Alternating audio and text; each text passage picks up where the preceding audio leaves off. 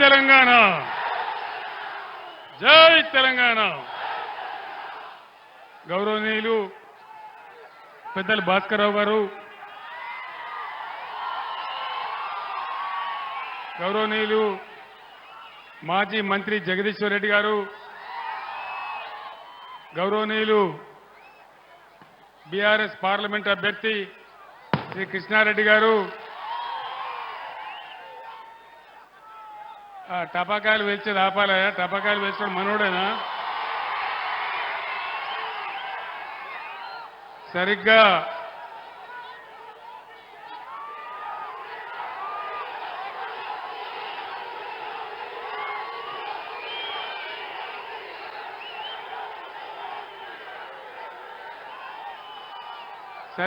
ఈనాటికి 21 సంవత్సరాల క్రితం నేను కోదాడ టు హాలియా పాదయాత్రలో భాగంగా మిర్యాలగూడకు రావడం జరిగింది. ఆనాడు కూడా నీళ్ల కోసమే పోరాటం, ప్రజల కోసమే పోరాటం. కూర్చోలే, తెలంగాణకు మొదటి నుంచి నేటి వరకు, ప్లీజ్ తమ్ముడు ఆగాలను, నో స్లోగన్స్ ప్లీజ్, నినాదాలు బంద్.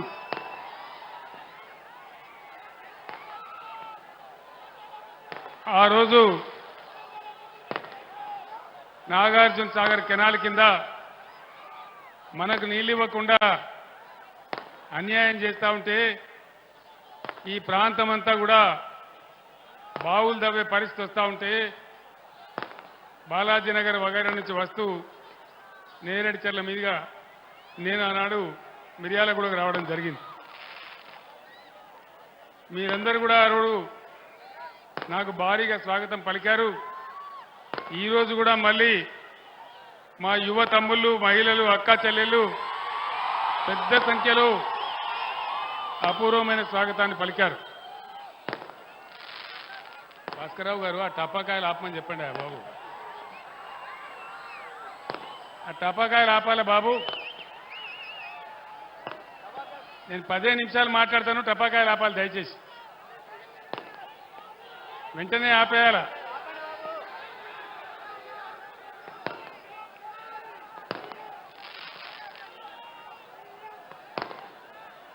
ఈరోజు పార్లమెంట్ ఎన్నికల సందర్భంగా మళ్ళీ మీ దర్శనానికి రావడం జరిగింది.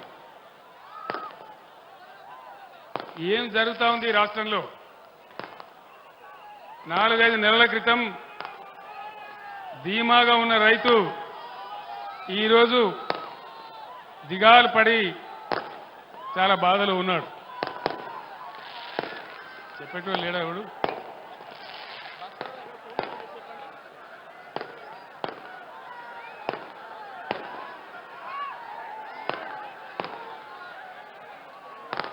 మీ అందరితోని నేను ఒక 4-5 విషయాలు మాత్రం మనవి చేస్తాను.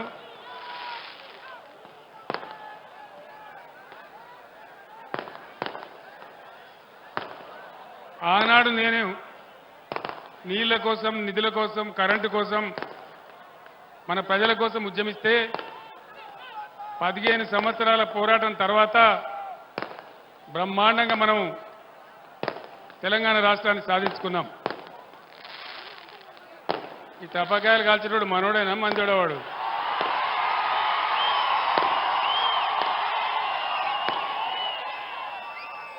మనోడైతే అట్లా కాల్చడు, మనోడు కాదా?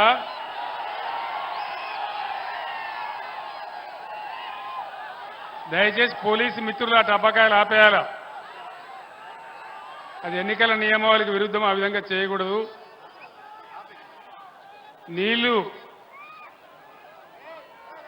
ఆనాటి నుంచి ఈనాటి వరకు మన పోరాటం నీళ్లు.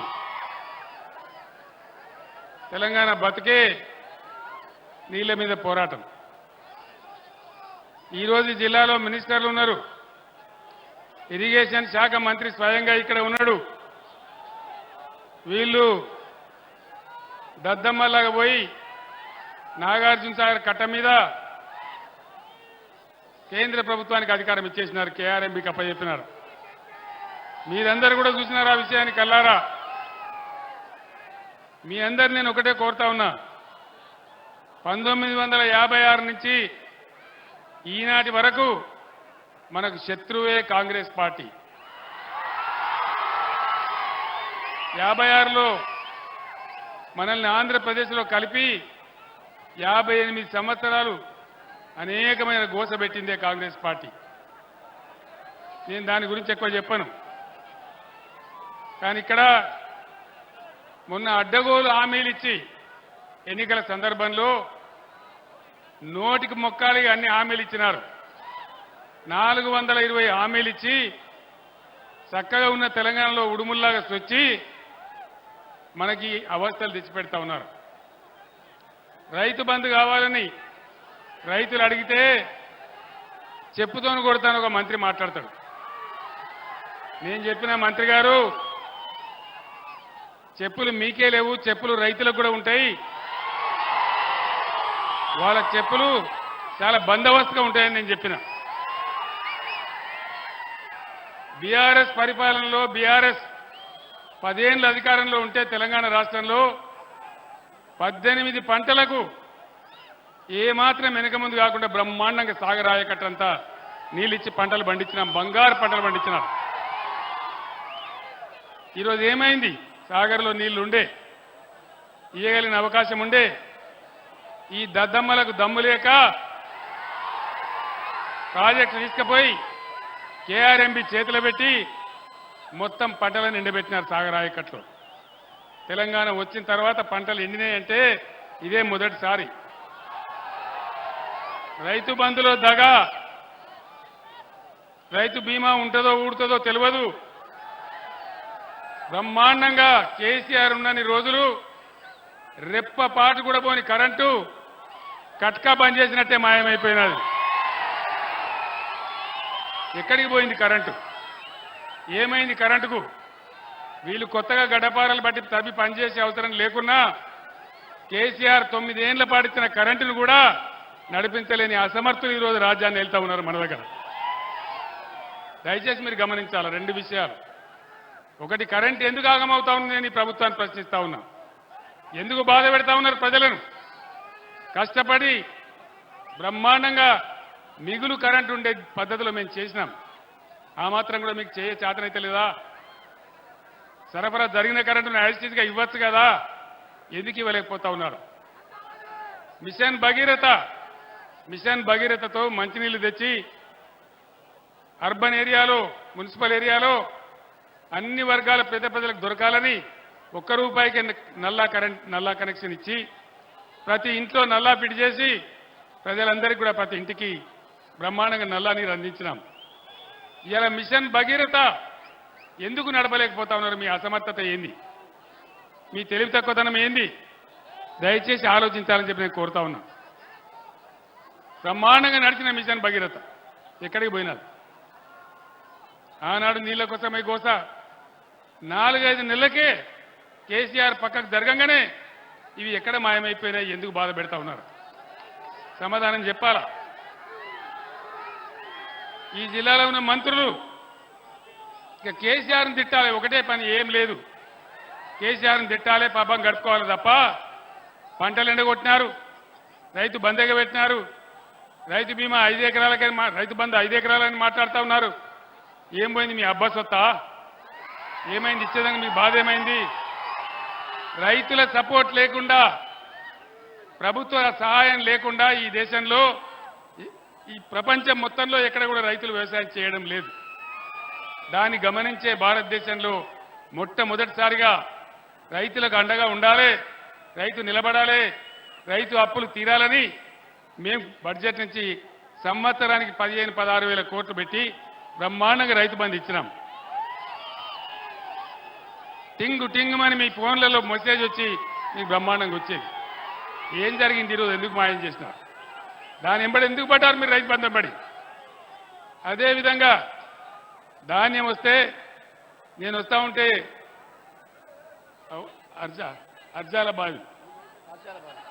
అర్జాలబాయి దగ్గర నా బస్సును ఆపి రైతులు అడిగినారు, సార్ 20 రోజులైంది ధాన్యం తెచ్చి ధాన్యం ఎత్తడం లేదు, ధాన్యం కొనడం లేదని చెప్పినారు.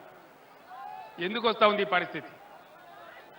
ఒకనాడు బీఆర్ఎస్ గవర్నమెంట్ ఉన్నప్పుడు ఇదే నరేంద్ర మోడీ నేను వడ్లు కొనని మొండికేస్తే నాతో సహా ముఖ్యమంత్రితో సహా మొత్తం తెలంగాణ మంత్రులు, ఎంపీలు, ఎమ్మెల్యేలు, ఎమ్మెల్సీలు అందరం పోయి ఢిల్లీలో ధర్నా చేసి నరేంద్ర మోడీ మెడలు వంచి మా తెలంగాణ పండిస్తా ఉంది, మీరు కొనాలేది న్యాయం అని చెప్పి వడ్లు కొనేపట్టట్టు చేసినాం.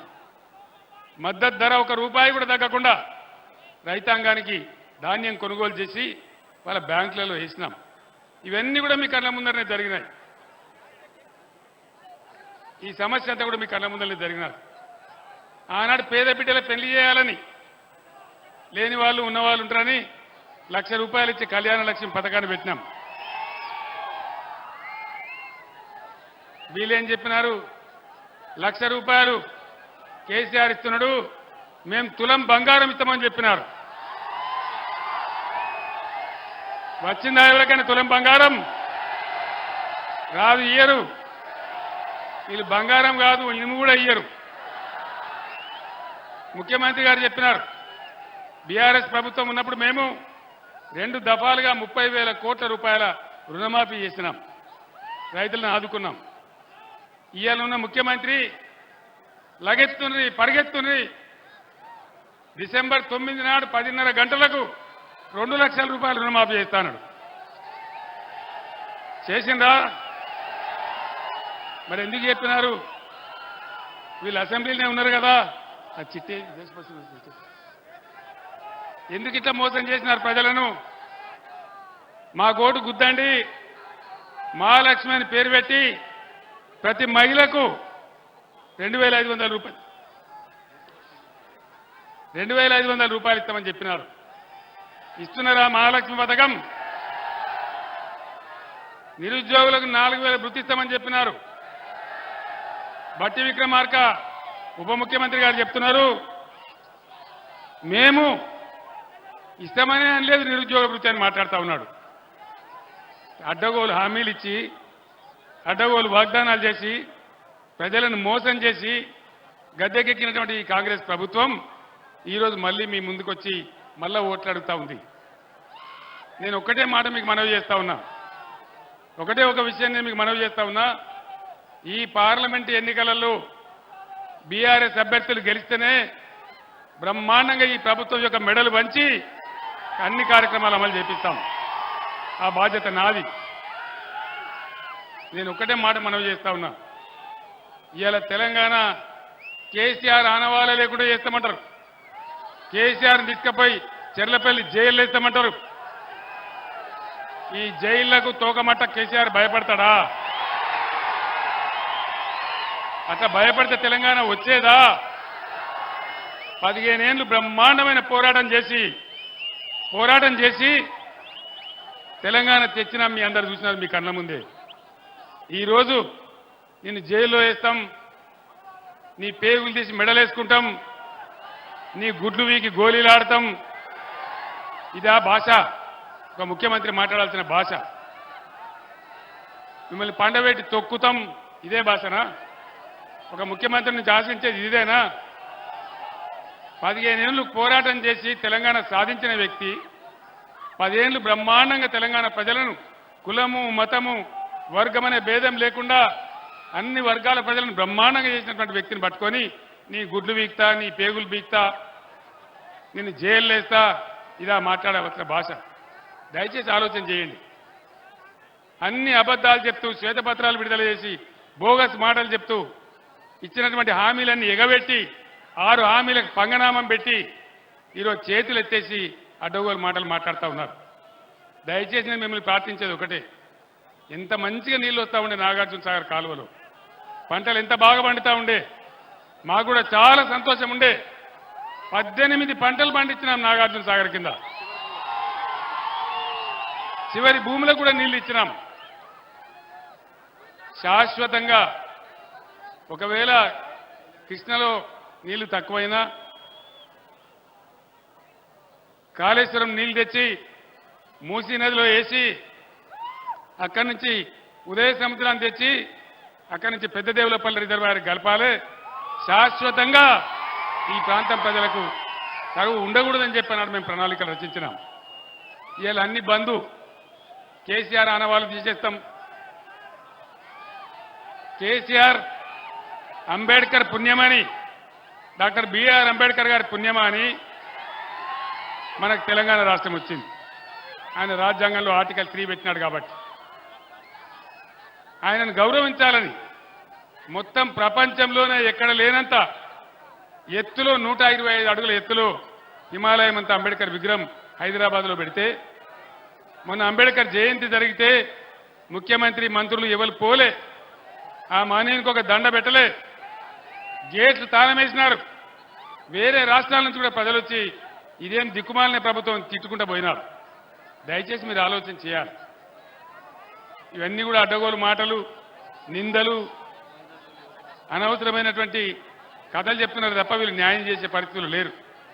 మరి ఇప్పుడు ఏం జరగాలి? న్యాయం జరగాలి.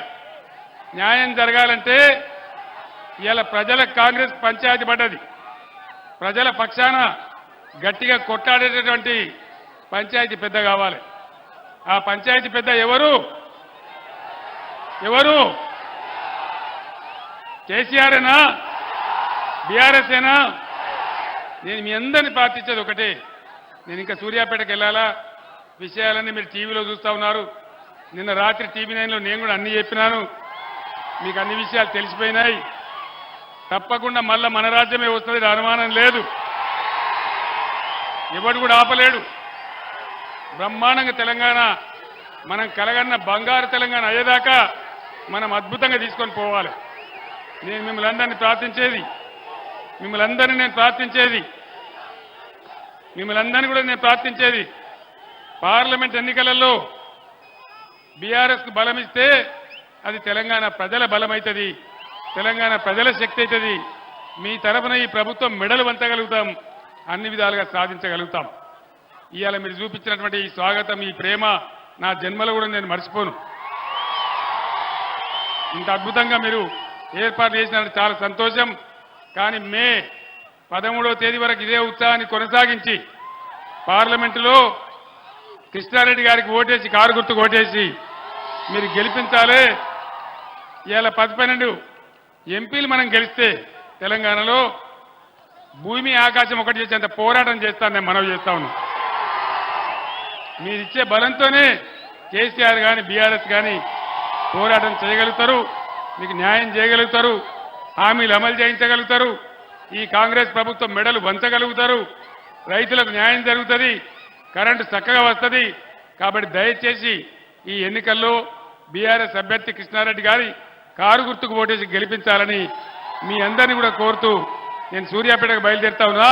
జై తెలంగాణ, జై తెలంగాణ, జై తెలంగాణ. కారు గుర్తుకే, కారు గుర్తుకే. జై తెలంగాణ. అందరికీ ధన్యవాదాలు.